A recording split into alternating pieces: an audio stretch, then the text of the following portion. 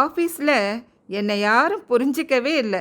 என்னை கேவலப்படுத்துகிறாங்க, என்னை சிறுமப்படுத்துகிறாங்க. அந்த அயோக்கியர்களின் அயோக்கியத்தனங்களுக்கு ஒரு முடிவு கட்டுறேன் பார், அவர்களை ஒழித்து கட்டுறேன் பார். கணவன் இப்படி கொதித்து கோபமாய் பேசி கொண்டிருக்கும்போது மனைவி சிரித்தாள். உடனே அவனுடைய கோபம் இன்னும் அதிகரித்தது. இதுதான் பொம்மநாட்டி என்கிறது. நான் அவமானத்துக்குள்ளாகி இருக்கிறேன், அதை சொல்லும்போது சிரிக்கிறாயே, ஜடம், பாறை, அறிவு சூன்யம். கொண்டப்பா, அதுதான் இந்த கதாநாயகனுடைய பெயர். ஏன் அவனுக்கு அப்படிப்பட்ட ஒரு கோபம் வந்தது? ஆஃபீஸில் என்னதான் நடந்தது? மனைவி என்ன சிரிச்சா? இதெல்லாம் தெரிஞ்சுக்கணும் இல்லையா?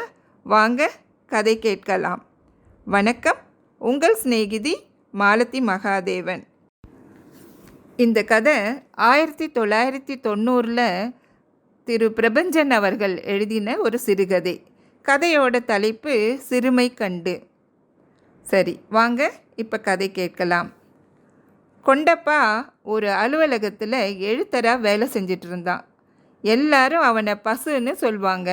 அத்தனை சாது அவன். மனிதர்களுக்கு தேவையான முக்கியமான பதவியில் தான் இருப்பதாகவும், தான் மட்டும் வேலை செய்யலைன்னா மனித வாழ்க்கையே ஸ்தம்பிச்சிடும்னு நினைப்பு அவனுக்கு.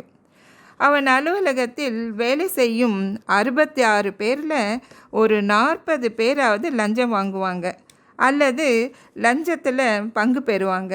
ஆனால் கொண்டப்பா லஞ்சம் வாங்கவே மாட்டான். மற்றவங்கள மாதிரி புகைக்க, வெற்றிலை போடன்னு வேலை நேரத்தில் வெளியில் போக மாட்டான். கிராமத்துக்காரங்களை கண்டா அந்த அலுவலகத்தில் இருப்பவங்களுக்கு மகிழ்ச்சி கரை புரண்டு ஓடும். அவர்களை எளிதில் கலவரம் அடைய செய்யலாமே. நிலமா?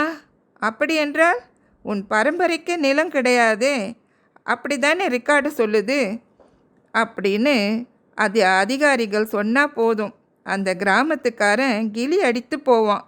அந்த நேரத்தில் மிகவும் சௌகரியமாக முடிச்சவிழ்க்கலாமே. சர்வ வல்லமை கொண்ட ஆஃபீஸர் அப்படி சொன்னால் என்ன செய்ய? ஆட்டை, மாட்டை, பெண்டாட்டி தாலியை கூட விற்றாவது அந்த கிராமத்து மனிதன் லஞ்சம் கொடுக்க முன் வருவான் தானே. கொண்டப்பா லஞ்சம் வாங்கிறதில்ல.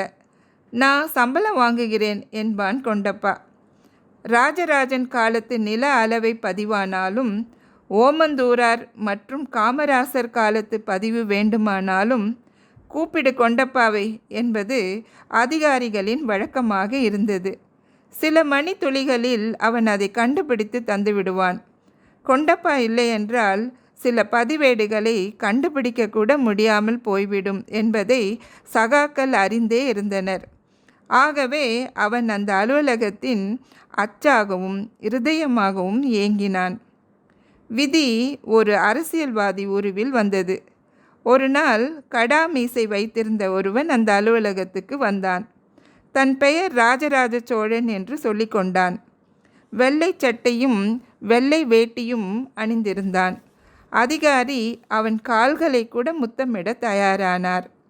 தான் வாங்கும் லஞ்சத்திற்காக கூழை கும்பிடு போடும் அந்த அதிகாரியை பற்றி சொல்லும்போது ஆசிரியர் எப்படி சொல்லியிருக்கிறாருன்னா, இப்படிப்பட்ட வர்க்கத்தினருக்கு இயற்கை முதுகெலும்பை வைத்து படைக்கவில்லையே, ஆகவே குனிதலும் நிமிர்தலும் அவருக்கு மிக சுலபமாக கை வந்தது.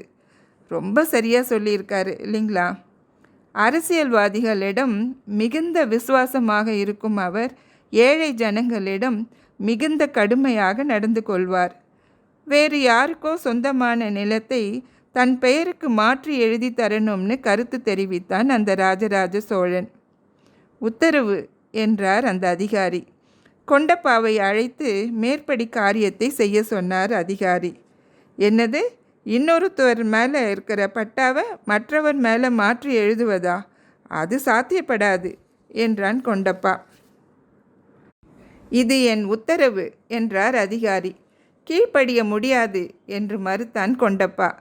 அடுத்த நாள் ஏதோ ஒரு பைலை கொண்டு போய் அவர் முன் கொண்டப்பா நீட்டியது தான் தாமதம். அதை அவன் முகத்தில் விட்டெறிந்தார் அவர். என் கண் முன்னே நிற்காதே, வெளியே போ, உன்னை தொலைத்து தலைமுழுகிறேன் பார் அப்படின்னு கத்தினார் அதிகாரி. இந்த கவலையில் கொண்டப்பா நோய்வாய்ப்பட்டான். கொண்டப்பாவின் மனைவி பெயர் வனதிராட்சை அம்மாள். பெயரே வித்தியாசமாக இருக்குல்ல. ஆசிரியருக்கு எப்படி தான் இப்படி ஒரு வித்தியாசமான பெயர் வைக்க தோணுச்சோ தெரியல. வனதிராட்சை அம்மாளின் குடும்பம் வசதியான குடும்பம். அவருக்கு 6 சகோதரர்கள். 6 பேரும் பிரான்சில் உயர் பதவியில் இருந்தார்கள். அவர்கள் வனதிராட்சை அம்மாளுக்கு வேண்டியவற்றையெல்லாம் வாங்கி அனுப்பி கொண்டிருந்தார்கள். வனதிராட்சை அம்மாள் பள்ளிக்கு கூட காரில்தான் போய் வருவாள். அந்த காலத்திலேயே 10 வகுப்பு வரை படித்தவள். ஆசிரியர்கள் அவளை தொட்டால் சினுங்கி என்பார்கள். யாரும் அவளை ஒன்றும் சொல்லிடக்கூடாது. ஆசிரியர்களானாலும் சரி, சொந்த அப்பாவானாலும் சரி, யாராவது அவளை கேலியாக சொல்லிவிடக்கூடாது. அப்படி சொன்னால் அவ்வளவுதான், கோச்சிட்டு பேசவே மாட்டாள். கடவுள் நமக்கு நிறைய செல்வத்தை கொடுத்துருக்கார். அதனால் நம்ம மகளுக்கு வர மாப்பிள்ளை ஏழையானாலும் படித்தவனா பண்புள்ளவனா இருந்தால் போதும்னு வனதிராட்சை அம்மாளின் பெற்றோர் நினைத்தனர். கொண்டப்பாவை மாப்பிள்ளையாக ஏற்றுக்கொண்டார்கள். கொண்டப்பாவை உயர் அதிகாரி விசாரணைக்கு அழைத்தான். அவன் ஒரு வடநாட்டுக்காரன். அவனுக்கு இந்த தேசத்தின் பழக்க வழக்கம், கலாச்சாரம், பண்பாடு, மனிதனின் தகுதிகள் எதுவும் தெரியாது. விசாரணை ஆரம்பித்தது. கொண்டப்பா, நீ மேலதிகாரிகளோடு ஒத்துழைக்க மறுக்கிறீராமே? இல்லை ஐயா, அப்படி இல்லை. பின் அவர் உம்மை பற்றி எதற்கு அனாவசியமாக ரிப்போர்ட் அனுப்புகிறார்? அவருக்கு பைத்தியமாக பிடிச்சிருக்கு? இருக்கலாம், இல்லாமல் இருக்கலாம். அவரை பற்றி எனக்கு சரியாக தெரியாதுங்களே ஐயா. ஒரு மேல் அதிகாரியை பற்றி இப்படி ஒரு அபிப்பிராயத்தை நீர் சொல்லலாமா? மன்னிக்க வேண்டும், நான் அபிப்பிராயம் சொல்லலை. எனக்கு தெரிந்ததை தாங்கள் கேட்டதா சொன்னேன். சரி, அவருடன் ஏன் ஒத்துழைக்க மறுக்கிறீர்? மறுக்கவில்லை ஐயா. அவர் என்னை பொய் சொல்கிறார். எது சரி எது தவறு என்று அவருக்கு தெரியாதா? நீர் என்ன 2வது மகாத்மாவா?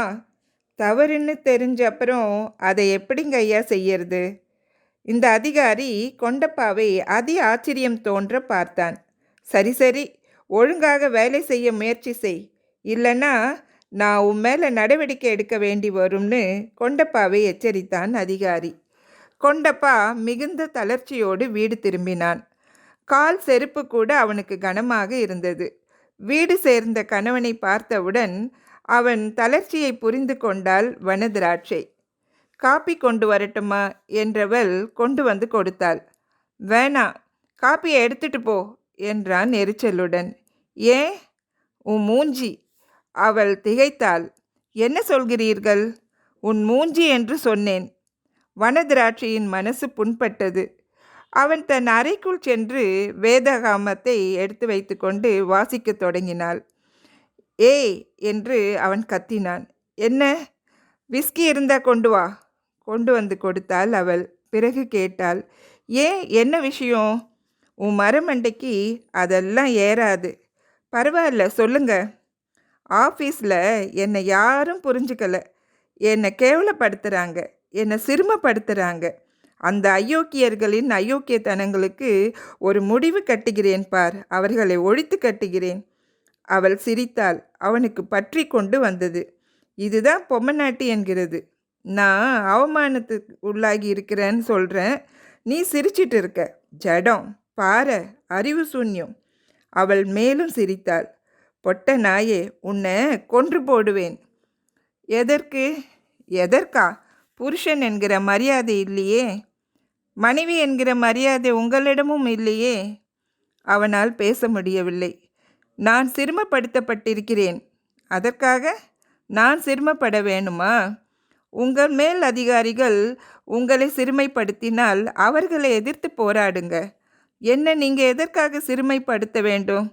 உங்களை சிறுமைப்படுத்துகிற அவர்கள் அயோக்கியர்கள் என்றால் என்னை சிறுமைப்படுத்தும் நீங்கள்? அவன் போதை தெளிந்ததாய் உணர்ந்தான். கொண்டப்பா மாதிரியான ஆட்கள் தங்களோட அலுவலகத்தில் அதிகாரிகள் தன்னை அவமானப்படுத்தினாலோ கோபப்பட்டாலோ தன்னோட மனைவி கிட்ட வந்து அந்த அதிகாரி மாதிரியே நடந்துக்குவாங்க. வீட்டில் அவன்தான் மேலதிகாரி என்ற நினைப்பால் இருக்குமோ? நீங்கள் என்ன நினைக்கிறீங்க? உங்களுடைய கருத்தை கமெண்ட் பாக்ஸில் சொல்லுங்கள். இது வரைக்கும் நீங்கள் இந்த சேனலை சப்ஸ்கிரைப் பண்ணலைன்னா சப்ஸ்கிரைப் பண்ணுங்கள், ஷேர் பண்ணுங்கள். உங்களுடைய ஆதரவு கண்டிப்பாக என்னை ஊக்குவிக்கும். இன்னும் நிறைய கதைகள் போடணும்னு இருக்கேன். அதுக்கு கண்டிப்பாக உங்களுடைய ஆதரவு எனக்கு வேணும். நன்றி, வணக்கம்.